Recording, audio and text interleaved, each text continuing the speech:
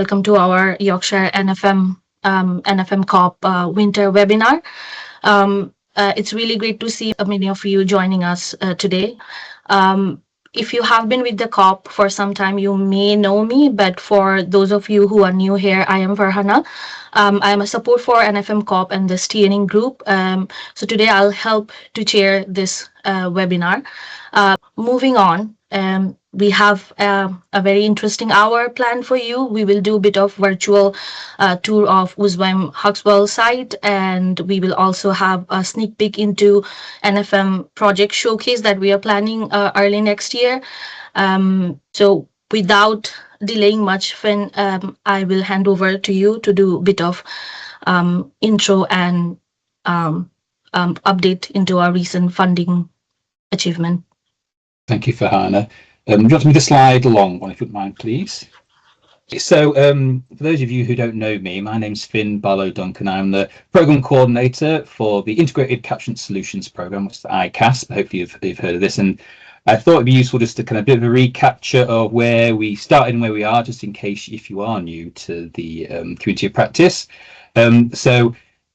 We had a project many moons ago, NFM, to support the Environment Agency's pilot projects in the region. Off the back of that, there was a kind of a community need to develop the community of practice. So I think we started in 2019 with support from the Environment Agency.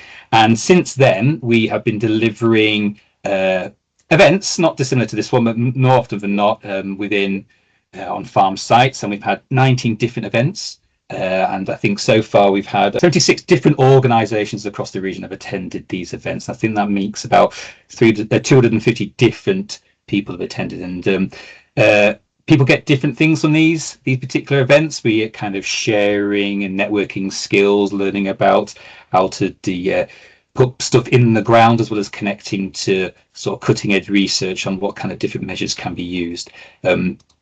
It's been great, and from an ICAS point of view, it's often cited as one of the most kind of impactful things that we're involved with. And I know the Environment Agency has sort of written in this community of practice into its regionally into its river basin management plans as a kind of a resource that everyone should sort of tap into and use. So today's event is a little bit different in terms of it's online. So sort of harking back to dreaded COVID days, but this is a kind of a bit of a stopgap because we although these are free to attend, they're not free to put on. So we've had a bit of a funding gap, but I'm happy to announce we've been successful in securing some YFRCC money, so some levy funding to be able to put on COP events for the next 3 years. So that's going to program us up to, I think, the end of 2028.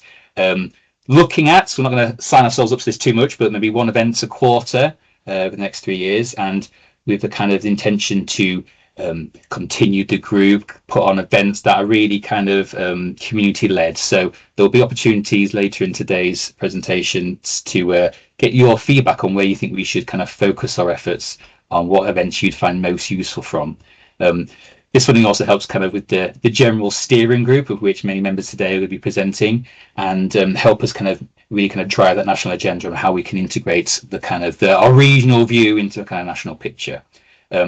To supplement this and get kind of as much bang for a buck, we are looking at sponsored events, or a kind of a blended finance type model of delivering these things. So if there's something that you feel like is an event you're planning to do anyway, and you want to kind of attract more people to it, do consider approaching NFM CoP, because we can maybe support you in that. So we'll be speaking about that more towards the end of today's webinar. But without further ado, I'd like to pass over to our first speakers. Amanda Crossfield and Matthew Lyle today. If you want to stop sharing your screen, we can start the presentations in earnest. Great, thanks very much. Can everybody hear me all right? And you can see the slides okay? Brilliant. So hello everybody, I'm Amanda Crossfield. I work for the Yorkshire Dales Rivers Trust, and myself and my colleague Matt Lyle will be taking you through our project at the Hauxwell Estate today. So Ousewem is a 4-year DEFRA-funded project that seeks to deliver natural flood risk management across York and North Yorkshire. And Ousewem means the Ouse Water Environment Management Project. And our ambition is to understand what type and what scale of NFM is needed, both in order to provide a benefit to local villages in North Yorkshire that have suffered from flooding, and also downstream to the City of York. And there's 4 work packages that make up our project. There's modelling being done by JBA. There's delivery of NFM on the ground, which has been led by YDRT with support from Natural England. There's academic research into willingness to pay for NFM being done by York University. And there's a legacy piece being led by the City of York Council, which is all about creating an NFM strategy for York and North Yorkshire, including how that might be financed. Is the Suno catchment, the Swale, the Ure, the Nid and the Ouse, all of which feed down into York. And one of the first tasks for our project was to decide where we should start work, as our catchment is 3,500 square kilometres, so we needed to prioritise where in that big area to begin. And so to do this, JBA cut our Suno catchment up into 270 micro catchments, and the shapes in orange and purple on the map are 5 of those 270 micro catchments. And these micro catchments are areas of approximately 25 square kilometres, and they've got a cluster of properties that are at modelled risk from flooding within 5 kilometres downstream. And those measurements of 25 square kilometres and the 5 kilometres downstream are what the academic evidence suggests is an appropriate scale and distance for NFM to be effective. So Hunton catchment was the middle one in that previous map, and this is it in context. The catchment is largely all farmland, with the village of Hunton at the bottom. The village has got about 420 people that live there. The catchment's got 2 watercourses that flow through it that join at the village to become Hunton Beck, and that eventually goes into Bedale Beck and then downstream into the Ure. It's mainly pasture, as I said. It's just sheep mainly. Bardon Moor to the north and Stainton Moor to the east are both owned by the Ministry of Defence, and importantly they're not managed for grouse, so they're in relatively good nick. So our model suggests that there are 33 properties at risk downstream in Hunton, and it also has had flooding of the highway and park and a handful of properties as well. So the red line in that yellow boundary is the Hauxwell Estate, and the Hauxwell Estate is a 900-hectare privately owned estate that's been in the same family for around 400 years. It was purchased by Sir Dalton in 1631, and it's passed from father to son to the present owner, another Sir Dalton, who's lived there with his family since the 80s. And the estate's made up of the big house, the usual collection of estate cottages, farms and assorted other buildings. And the current focus of the estate management is on commercial forestry. That's how they make their money, with a bit of pasture for cattle and sheep grazing, and about 1/3 of their land is in organic cereal rotation with herbal lays. So in recent years, the management of the estate has passed from father to son, Will, who has employed a new estate manager, Kevin, who's in the photo with me here. And Kevin and Will's vision for the estate is for it to be a haven for wildlife, with a pond and wildflower buffer strips in every field and responsibly managed woodlands, rivers and fields. In July 2023, Kevin, the estate manager, reached out to Yorkshire Dales Rivers Trust to ask for advice about creating a wetland. I'd just started involved with my Ousewem project, and we were looking for willing landowners to do a pilot with. So it was really great timing for us. For the estate, it was good timing for them. This land in question had just been returned in hand from a tenant, so it was an opportunity for them to return this heavily grazed pasture back into wetland. They wanted to do something with this artificially straightened beck that you can see coming down the photo here. So they're really wanting to do a wetland project. So it was a great example of all the stars aligning and the timing being just right. So this is how the beck was before. And if we just get the next slide, you can see that the rest of the land was pretty challenging. It was very wet all year round, and it wasn't really, it was hard to get silage cut on there, and it was also quite hard to graze your animals Yeah, so they were keen to do something with it. So I'm going to pass over now to Matt, and he's going to take you through how we designed this project up.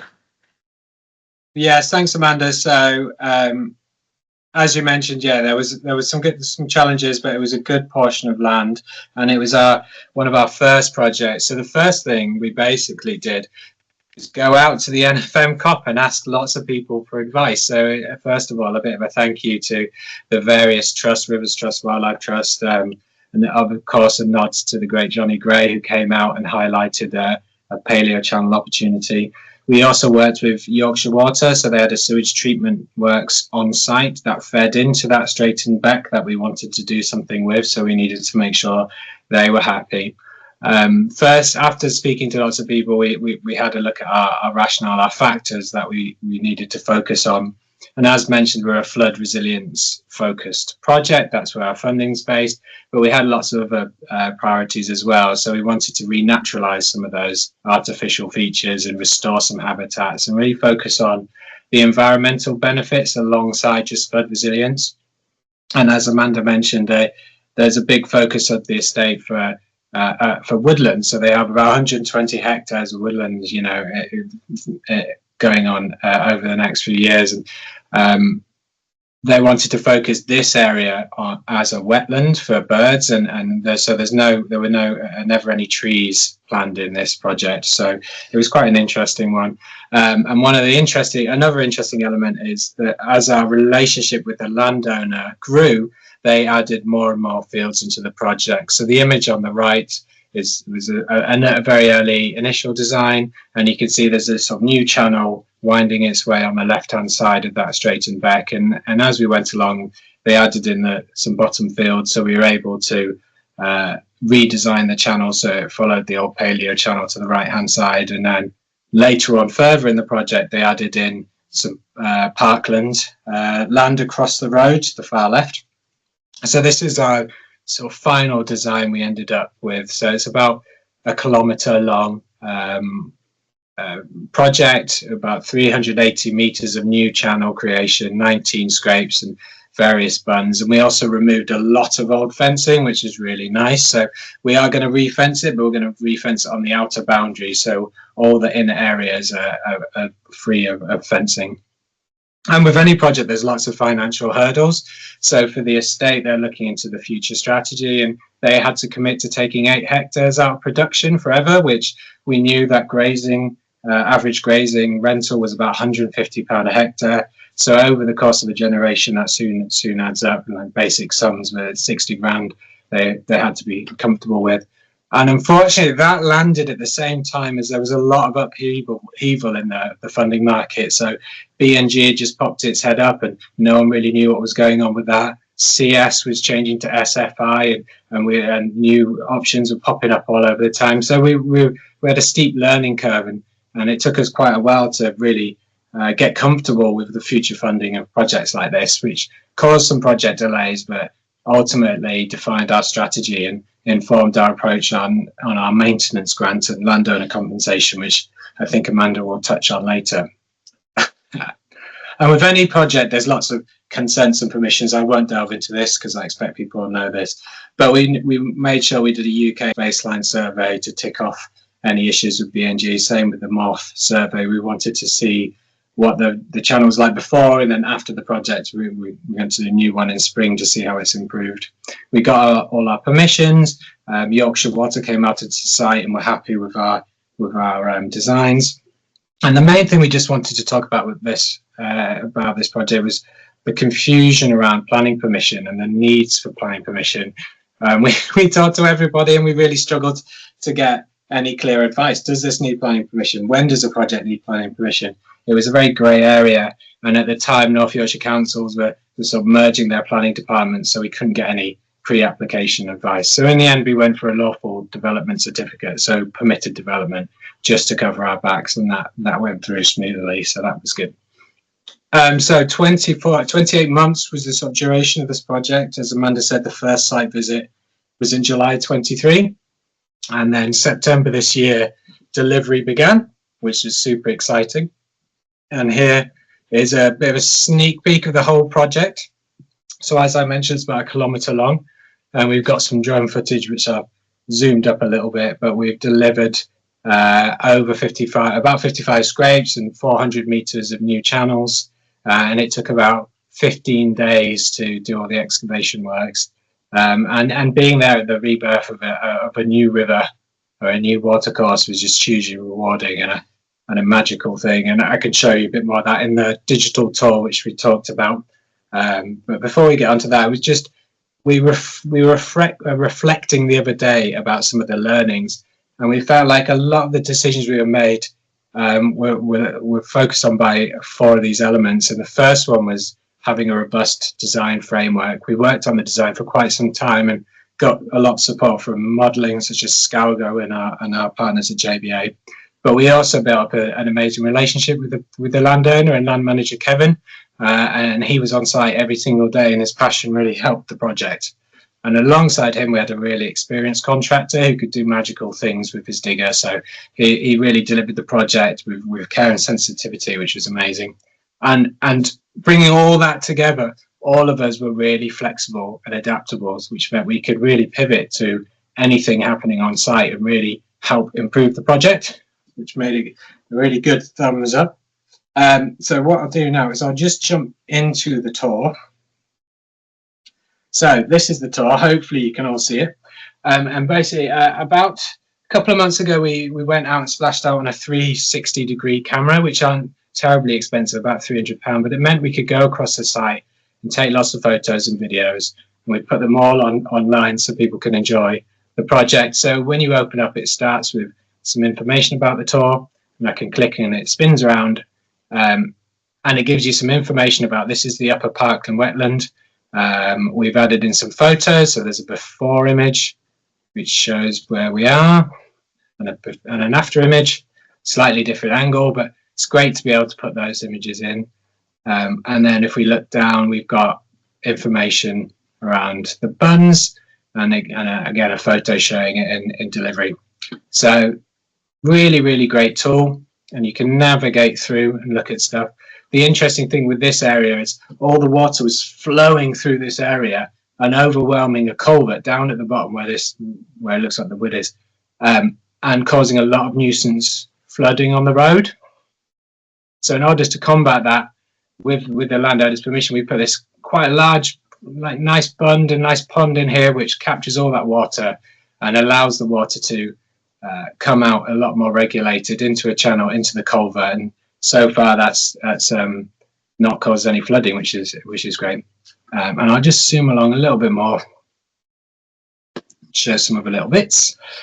So the project is cut by this road, and the water comes down a ditch, and you can see here, see me with my phone and my stick recording everything, but the water comes through here, and then the culvert is further down here.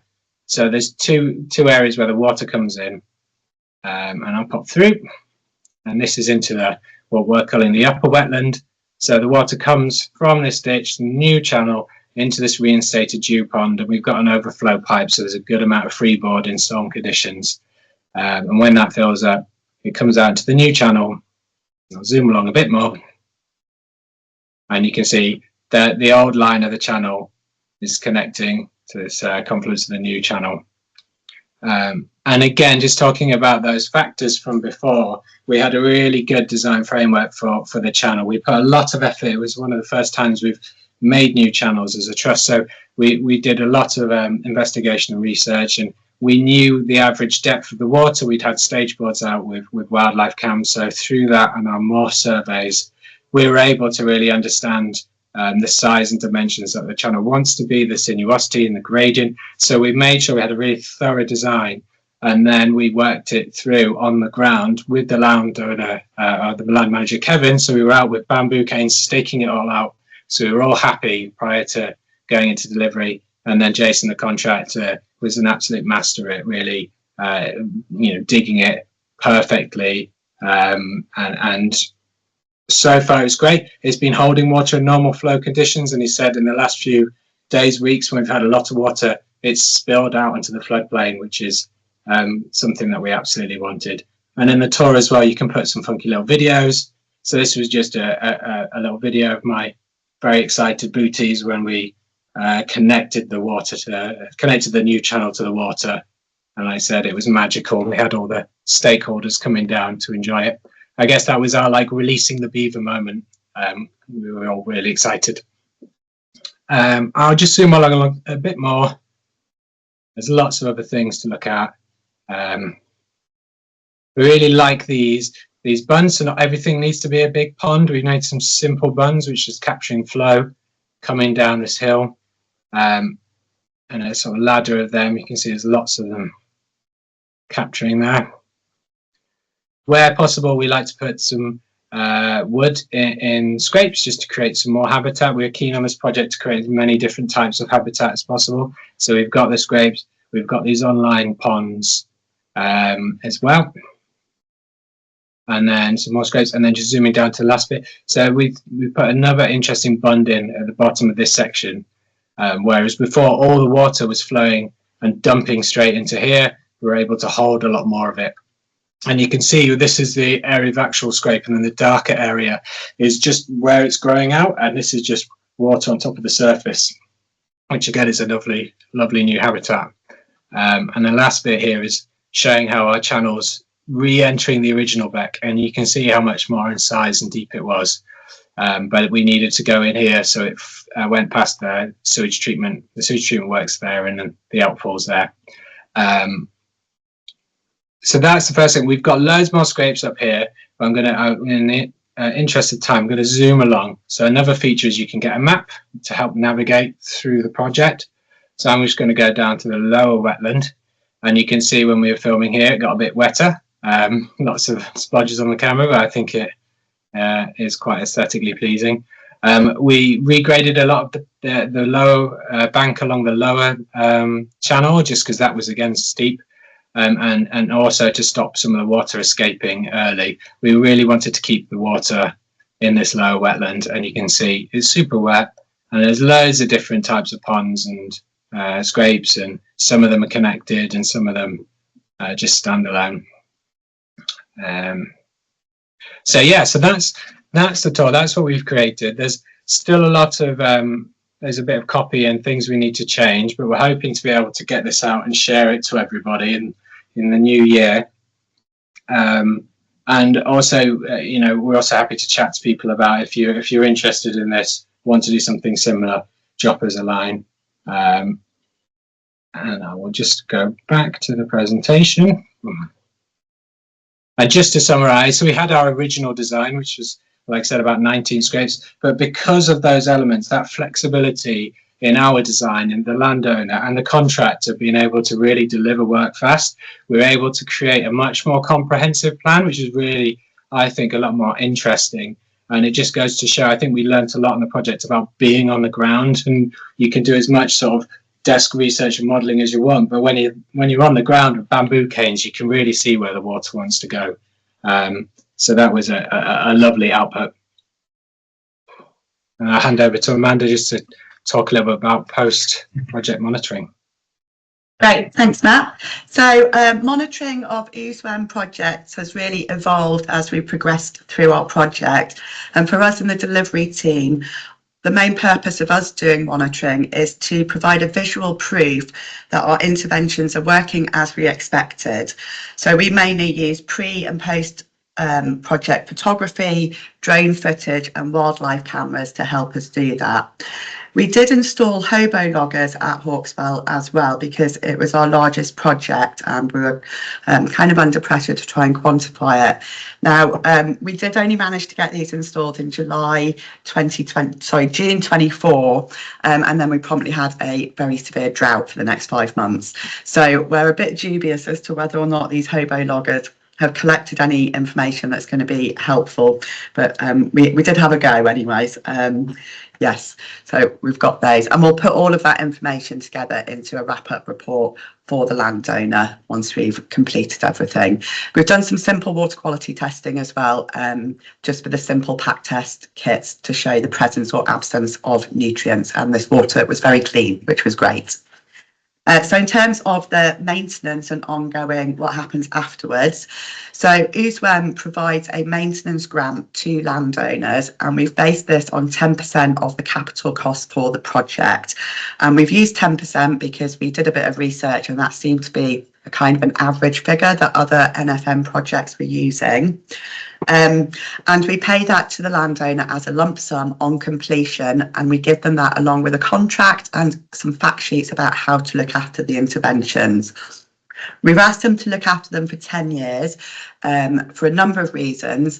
The first is that that's the lifespan, the average lifespan of our NFM interventions. So, you know, trees obviously take a long time to grow, whereas a leaky barrier works straight away. So we've averaged all those different interventions and just come up with 10 years as the average lifespan for our NFM interventions, just because we had to find a rule of thumb, really. The other reason we've only got 10-year contracts is because landowners are quite reluctant to enter into any contracts that are longer than that. And obviously, the longer the contract, the less certainty we've got over being able to actually implement that. You know, we've got no control over whether or not a landowner might sell their land in 15 years' time. So, yeah, 10 years was felt to be a kind of an acceptable and reasonable length of time for these interventions to be maintained for. Matt also mentioned that we agreed our compensation process through doing this project as well. So it seems obvious now, but it was only really through doing this project that we came to the realisation that you need to provide compensation to landowners if you're going to take their land out of production. And this was obviously quite a large area of land. So we've made a strategic decision to pay compensation on any land taken out of production, and that's pegged at the average rental rate for upland grazing. This project is going to be looked after through conservation grazing with native cattle, as shown in the photo, and they'll have no fence collars on as well. So Kevin will be able to control where within the wetland these cattle are grazing.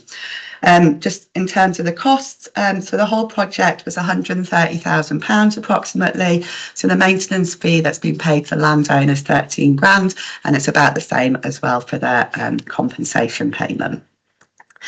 And now I'll pass back over to Matt, and he'll show you some funky HECRAS modelling. Yeah, thank you. One last thing is we've been a partner on the project, as mentioned, is JBA Consulting, and they've created some community models of our focus areas.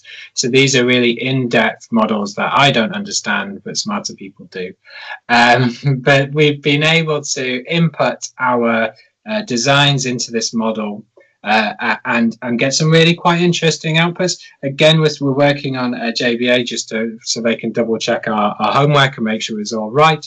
But from a visual aesthetic, it was really nice to see. This is a before and after of flow accumulation. So you can see at the top, it's very light blue. There's lots of water just sort of flowing through the project, zooming along and then zooming into the back. Whereas at the bottom, we've now got lots of darker blue, which means these are deeper areas, and they're also holding that water in the landscape as well, which is really nice to see. And I'll just let that run through for a few more seconds.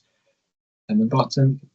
And then this next one, which I really like, is velocity. So it's showing velocity. So deeper, darker red, oranges are red is really fast, deep blue is really slow. So again, at the top, you can see it's just zooming through, crashing through the project area and dumping out into the back. Whereas at the bottom, we've got loads of areas of deep blue where it's holding it in the landscape, keeping it there, and hopefully enhancing some resilience to the local community downstream.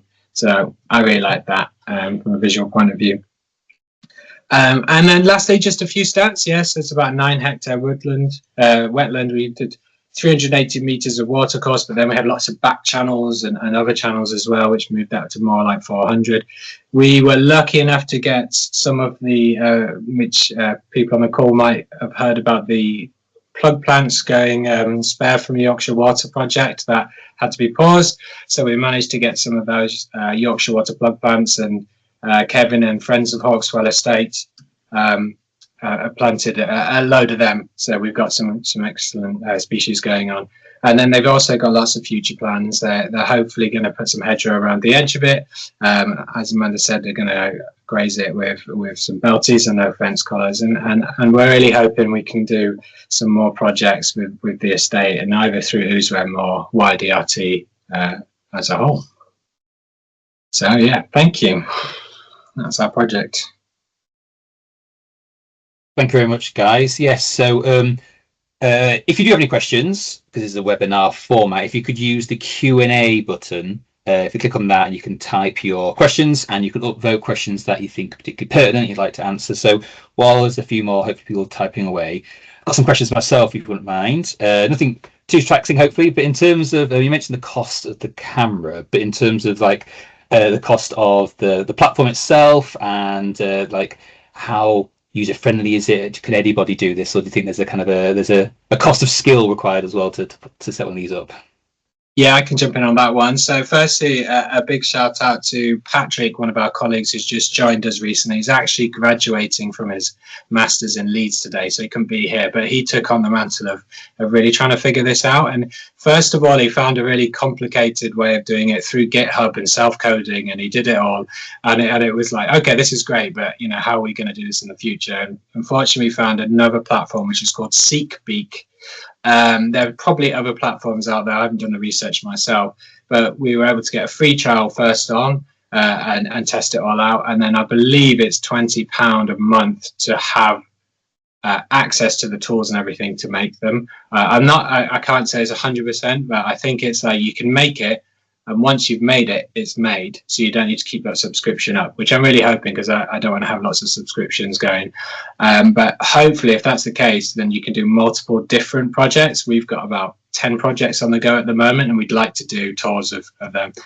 From a technical point of view, if you've done any kind of, user-friendly web-based design stuff, if you've used Canva or you've uploaded photos onto a sort of a website backend that's really simple, or anything like that, it is just like that. You're just uploading photos, you're going into the project, and you're just clicking and saying, I want a hotspot here, and it gives you nice user-friendly user interface, and you go, I want a photo and I want some text. So it's like there's no coding, no technical expertise. If you can work your way around a computer, you can do it. So yeah, it's been a very good tool so far. Great. As you said, if someone who sits at the desk all day, it's quite nice to be able to digitally walk around. It keeps your boots clean. There's a question, I see, Amanda, you've answered it from Martin, but I guess just for everyone else's sake as well, in terms of, so maybe we've got subsidiary questions to that, but in terms of asking about kind of quantification of the benefits in terms of particularly houses protected. So I know you're giving a number there, but in terms of how did you come to that number, and was that kind of asked as at every point in the process of getting funding, was that kind of at the forefront of people's questions? Yeah, so that very first map that I showed with the little micro catchments, so each of those micro catchments across our Suno catchment have got a number of properties at their downstream end. The issue we've got in North Yorkshire is that the flood risk tends to be dispersed and the properties are not clustered together. So you tend to get very low numbers of properties. So this catchment, Hunton, has got 33 properties at risk downstream. That's a big number for North Yorkshire. Like, it's nothing compared to like the Leeds flood scheme that's got 30,000, but those are the kinds of figures that we've got in North Yorkshire. So that's why we did that modelling, to see where we should be working and where is the most beneficial micro catchment for us to work, i.e. where are the most number of properties. So we've started with those ones. They've flooded before and they've got the most number of properties at risk. But the whole purpose of Ousewem is to try and test how we can mainstream NFM delivery given these kinds of issues, given the fact that to do NFM, you probably want to be working in the headwaters, you probably want to be working in the rural areas, and that is perhaps disconnected from where the actual receptors of flood risk are, i.e. maybe York. So our project is all about trying to figure out how you go about that and how you quantify some of those benefits. At the minute, as you know, flood resilience funding is very much based on just protecting properties, but we know that NFM has got loads of other benefits as well, the biodiversity benefits, you know, the wildlife benefits, the carbon storage benefits and all that kind of thing. And so the University of York are trying to quantify some of those additional benefits, and then hopefully we can look at NFM benefits in the round rather than just being focused purely on moving properties from one risk band to the other. And that's actually reflected in the forthcoming new flood funding guidance that's going to be released in time for early next year. Right, I'm gonna this one again stick with yourself, Amanda, because these two questions we've got here about the maintenance costs, and you've answered in terms of what happens after 10 years, but also sort of tied into that, maybe this is a consideration in terms of, did you consider land charging for contract work? So kind of making, I think what this means is in terms of it's an agreement on the land, in terms of, so anyone who buys it then has the kind of the obligation to take that on, I think. So yeah, you answered kind of what happens after 10 years anyway. So we've just done 10 years. So our project finishes funding in March 2027. We have got no staff time to enforce contracts beyond that. So after our project finishes, mine and Matt's time is no longer paid for. YDRT can accept the liability to make sure that these interventions continue to be looked after unless we've been given the funding and the staff time to do that. So we're reliant on the landowner doing that, and that's why we've got that contract. Obviously, we're hopeful that because a landowner has worked with us, they want to do the project, they're invested in it, and they're not going to turn around and rip it all out the minute we turn our back. Yeah. Why would they do that? But we can't control whether that farm changes hands in the future. We can't control if somebody dies, or there's all sorts of things we can't control. So that's why we've gone for 10 years. For not, it's more practical, it's feasible, and it's just not practical or feasible to do anything longer. Yeah, I don't know whether that quite answered James's question. I've allowed James to speak, who submitted the questions. Maybe James, if you're happy to, maybe add some additional points to your question. No, it was just based on some of the agreements that we draw up, we do as a standard sort of land charge them so that if people move on, the works are still protected. So it was just seeing whether you had explored that as an option or not. But yeah, as we all hope, getting farmers on board and positive about the work is a good starting point to make them actually value it, and having your maintenance payments is a huge positive as well from that perspective. Yeah, we need to make these schemes attractive to landowners, otherwise they're just not going to do it, right? We can't do anything without the landowner being on board, on side. Yeah, and I think it goes back to talking about that sort of framework of the 4 elements, and the landowners on this estate are so passionate. They've got buffer strips everywhere. They've got this. They want to have a pond in every field. They're growing out their hedges. They've got some beautiful hedges. So we knew from the get-go that they were keen. We knew they didn't want to just try and make some money-making scheme. They talked about their granddad. They saw snipe on this land when their granddad was around, and that was ultimately one of their goals. They wanted to see snipe again. So there was never an inkling that they weren't going to keep it as it is. But having said that, we did have that like 6 to 8 months period where we were discussing it, and they were having to get happy with saying, we're taking 9 hectares out of production. We're not going to go back and fill it all in. We can't just return that to pasture. So they really had to make their peace with that, and that took time, and it was a big project. If we were working with a landowner who they just wanted, they were less environmentally focused, then likelihood we might not have done a project on this scale. And like Amanda said, it was the stars aligning. It was a really great landowner, a really great land manager, and a really great opportunity. So we were less concerned about the long-term future, because we really think they want to keep it that way. That's great. And conscious of time, we've got other people to present today, but if any unanswered questions, I'm sure we can sort of provide answers to that off-site. But I think just very quickly, got a question from Mark here in terms of, do you know what rainfall scenarios were used in terms of for the modelling? Yeah, we've got one in 10 years, 1 in 30 years, 1 in 100 years. So they've done a lot actually, JBA. So what I was showing there was a 1 in 10 year rainfall event. So the lowest of the ones we've modelled. So yeah. Well, thank you very much, guys, and say do keep putting the questions in, and we can always answer them offline. So thank you for that. I think I'm now going to pass over to Emma for the next presentation, if that's okay. Yeah, okay, thanks, Finn.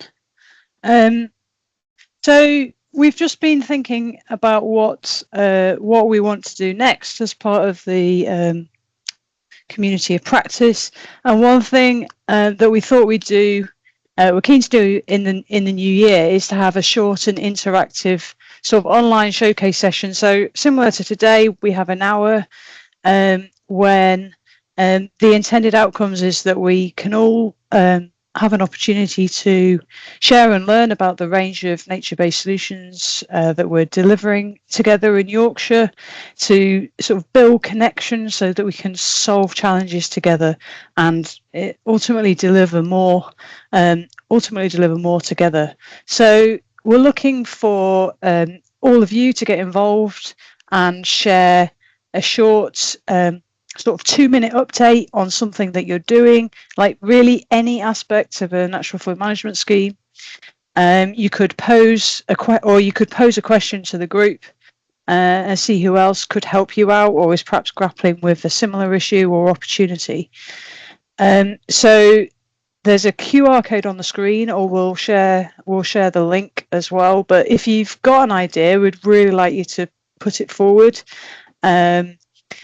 Yeah, please share. We want to have a great discussion, showcase the things you're doing.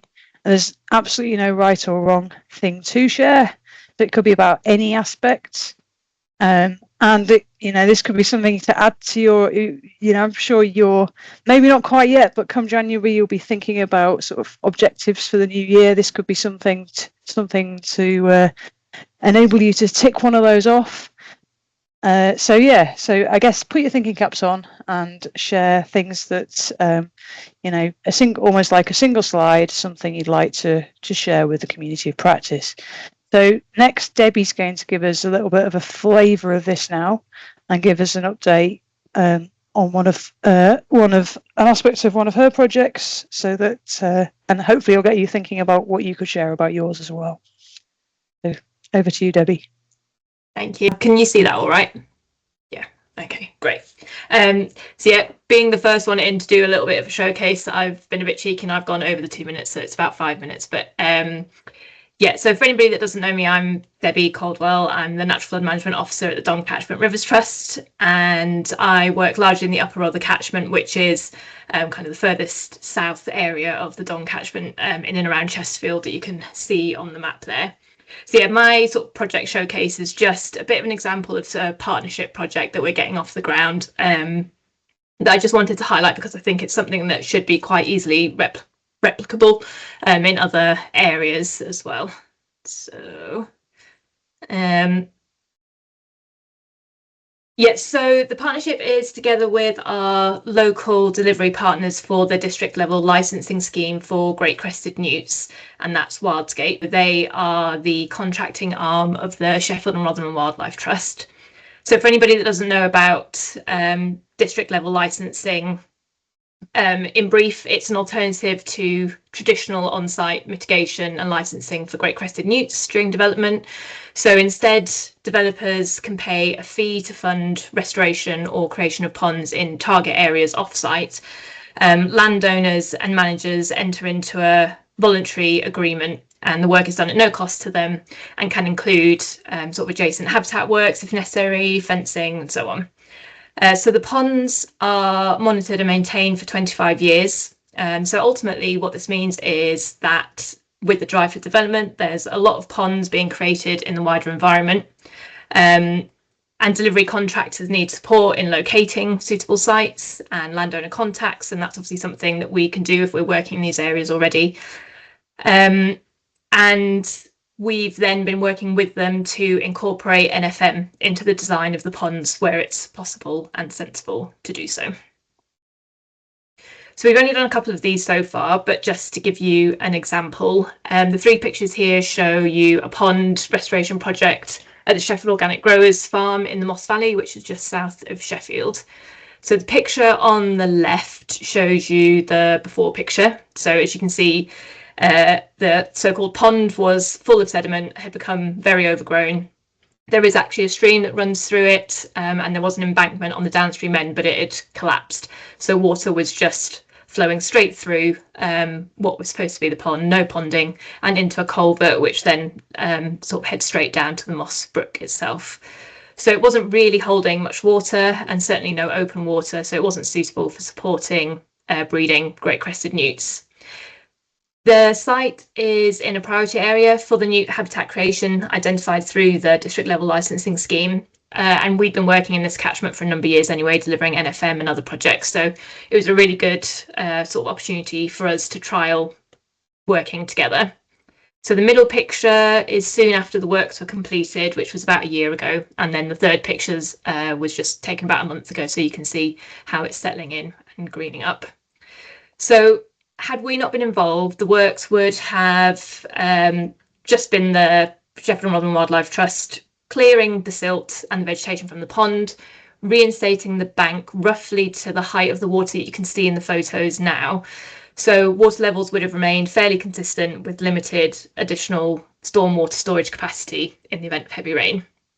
But by working together, what we did was raise the bank higher. So hopefully you can see, you can just about make out the embankment here. Hopefully you can see my cursor. So the embankment on that downstream end is over a metre taller than it would have been had we not been involved. And then we've also incorporated a flow control mechanism, which you can hopefully just about make out here. So this allows the water to be stored in the pond above the level of the pipe during heavy rain, and then drain back down to this level over a day or two to allow for more water storage in the next sort of storm event that comes along, and delaying those flows down into the Moss Brook.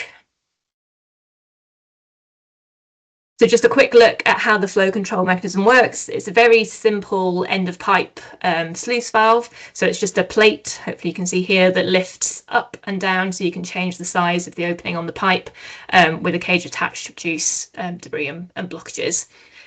And its real first test came about a month ago, so in November during Storm Claudia. And it all functioned as intended. So the photo on the right was taken about 2 days after the storm, and you can kind of see the tide line here from the leaves of where the water had reached, which was just below the top of the bank and then drained back down again. So by working together, we've been able to make this a multifunctioning pond, so as well as creating that wildlife benefit, hopefully attracting breeding newts in the future, but also having an NFM benefit now that it wouldn't have had we not worked together. So the costs were split between the DLL scheme, with them covering most of it, and then we just paid for the additional materials needed to create the NFM benefit, so the pipe, the sluice, and then the additional labour time to build up the embankment. We didn't really have that much lead-in time with this one, and we didn't want to lose the opportunity, so we just had to kind of crack on with it. So things we've been discussing since that we'll need to sort out a bit more ahead of doing more of these ponds largely revolve around kind of the agreements. So, for example, think about how we'll manage the maintenance of the NFM features, because obviously they've got the 25-year maintenance agreements through the district level licensing scheme. So if there's sort of additional needs around the NFM features, we need to think about how we're going to manage those. And likewise, how we handle sort of a joint liability of the design.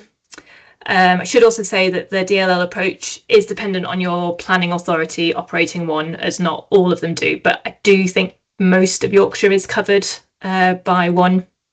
I should also say that the Planning and Infrastructure Bill and the new Nature Fund that's being created through that could change things, but I think largely they are actually trying to replicate what they've done with the DLL scheme for newts with other species. Whether that's sensible or not is another discussion, but I think essentially this should hopefully be hanging around, but if anybody knows better, do say. So yeah, I think there's good potential really with these ponds. They're going in all over the country. We might as well work together to try and make them as multifunctional as possible and incorporate NFM into them where it makes sense to do so. So yeah, that's my very quick overview and brief shout out as a potential scheme that other people could do. Oh. Thank you very much, Debbie. What we'll do now is we probably have got opportunity to ask some questions if you want to submit them on the Q&A, but at the same time, Khan, if you could release the poll, if that's the right term, but we're going to ask the audience members, if it's okay, to as I said, we kind of want to run these events going forward for the next 3 years. And we want to make sure that they're useful and that they kind of speak to your needs. So if we could kind of just poll you here today about what particular topics you'd like us to kind of concentrate on. So hopefully a little pop-up will come. Doing right now. Great, fantastic. Here we go. Let people look at that, but if people are good at multitasking, please do also submit questions. I'll just pause so you can have a quick look at the poll first.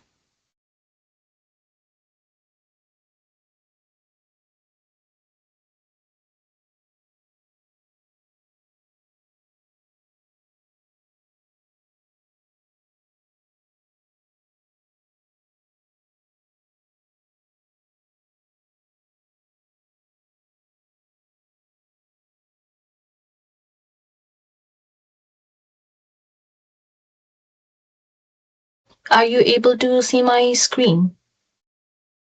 We No. can indeed, Fanny. First question, yeah. Cool.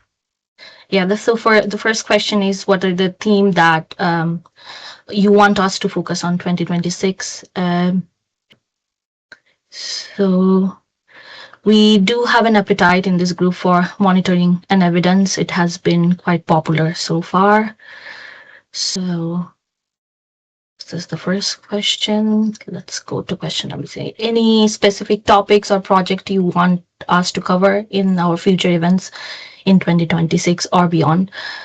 We got 32 response, engagement with other sectors, maintenance, NFM, maintenance, network rail, with the diversity, collaboration agreements, ecological measures. Yeah, I can see maintenance and monitoring quite a lot. NFM. I'll move on to the next one. Well, so the last one was to know how we did in this format of NFM CoP event, because we rarely do hold webinars. So if that works well with you, we can arrange a few more in future. We got a very good feedback. I think, yeah, that's that. If we have any questions for Debbie, we can go ahead with that. If not, Finn, we can probably just move to the next. Well, nothing's come through as yet. So if we want to move on to the next one, I'm sure if they do come through, we can pose them to Debbie. But as I say, do submit them to our mailbox as well, and we can also share them after the fact. Because I did notice part of that poll, it was good to see that green financing was one of the topics that was listed as potential future item to discuss about. Which is timely, because we can announce that in sponsorship with WSP, there will be an event that we're going to be running in the new year on Wednesday, the 4th of February, if my memory serves. We will be issuing a sign-up sheet for this event in the coming days. This is going to be a little bit different again to those of you who've been to a traditional CoP events where it's kind of boots on the ground on a farm visit. This is going to be in a more kind of an indoor venue space, which means we do have a larger capacity. But having said that, it will still be a first come, first serve, and these events are always oversubscribed. So do look out for the invitation in your mailbox and sign up as soon as you're able to. So yes, this will be kind of looking at the different types of green finance funding mechanisms that there are, because I think we've all got kind of an idea of what green finance is, and that might not be the same for everybody.